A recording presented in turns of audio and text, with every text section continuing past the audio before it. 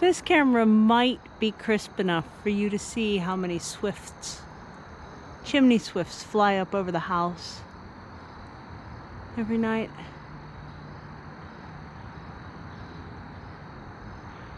They also go between trees, which is more normal for me to see them kind of below, honestly. But right now, this time of evening, and we still got a few hours of daylight left, but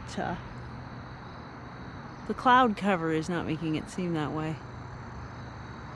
Oh, and they just dissipate, huh? Where'd you go? There's some over there. Getting the bugs.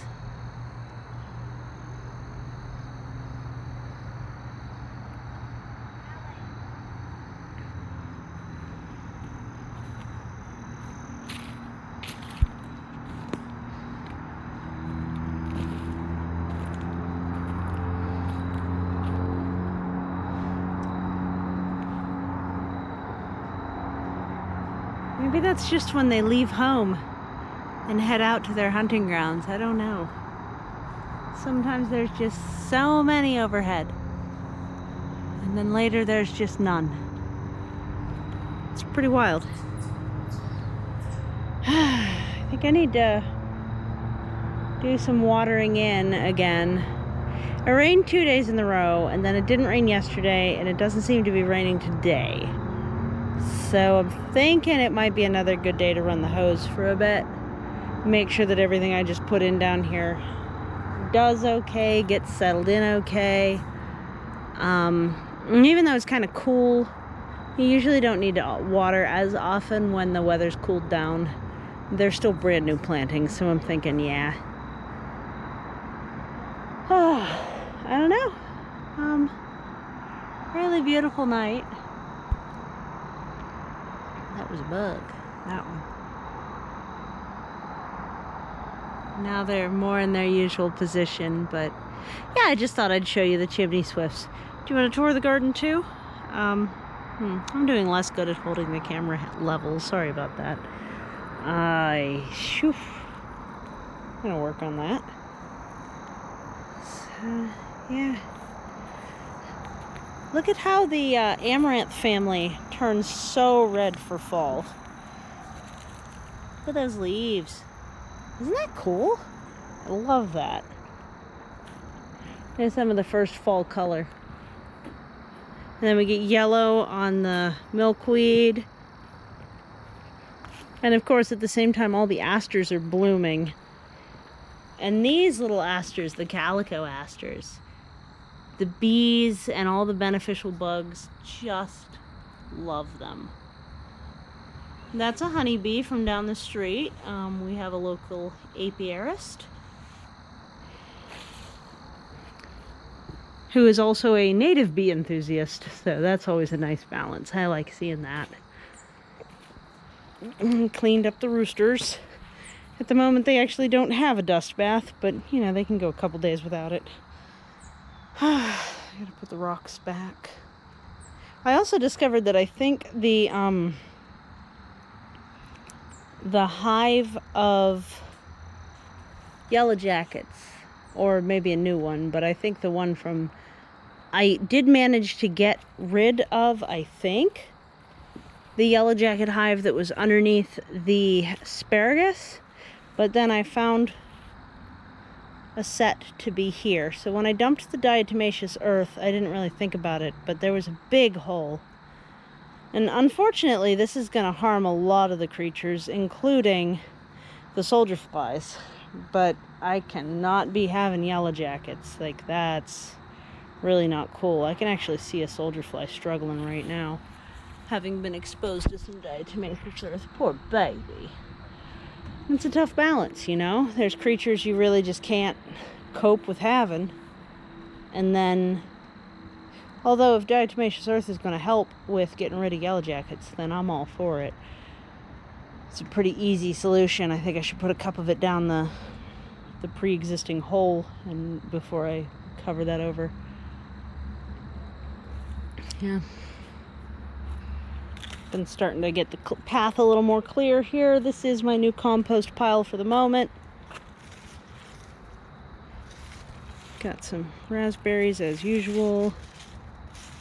Bunch coming ripe. Flowers of them.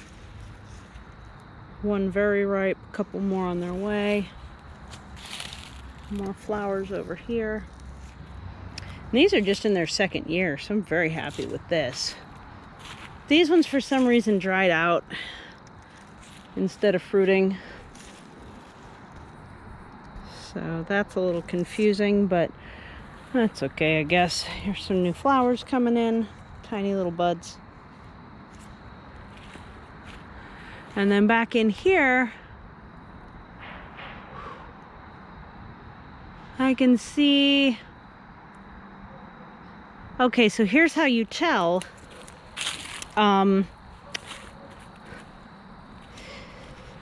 which ones are hazelnuts in the wintertime. They'll have the catkins. Let me show you catkins. Oh, look, here's more. I can see catkins, which is a really good sign. Which one was it? Where did I just see these? Here we go. So even after they drop their leaves, hazelnuts are going to have these, I don't know how good you'll be able to see it, these catkins on them. So these are the male catkins, and they wind pollinate the female flowers once they open in the spring. But they are there all winter. These little dangly things. Those are called catkins. And they are the male flower on the hazelnut, and that's a really good sign for that hazelnut, that it might actually fruit even just already in its second year. That's wonderful. I don't see any on this yet. You can see this fuzzy stem. And these are at least predominantly American heritage ones. These are the Mark Shepard Restorative Agriculture bundle that I got. I can probably link a link to that right there. Because there was a video of me putting them in. And they're looking a little scraggly, but you know, I also haven't really done much for them since spring, and we had a heavy drought, and they're doing really good anyway. So that's good. Here's some more catkins. There's another example of catkins. That little bib right there.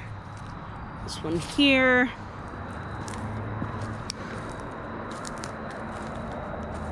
I don't see any on that. This one's getting eaten up, huh? I don't want you. You're a Rosa Sharon. Evil little things.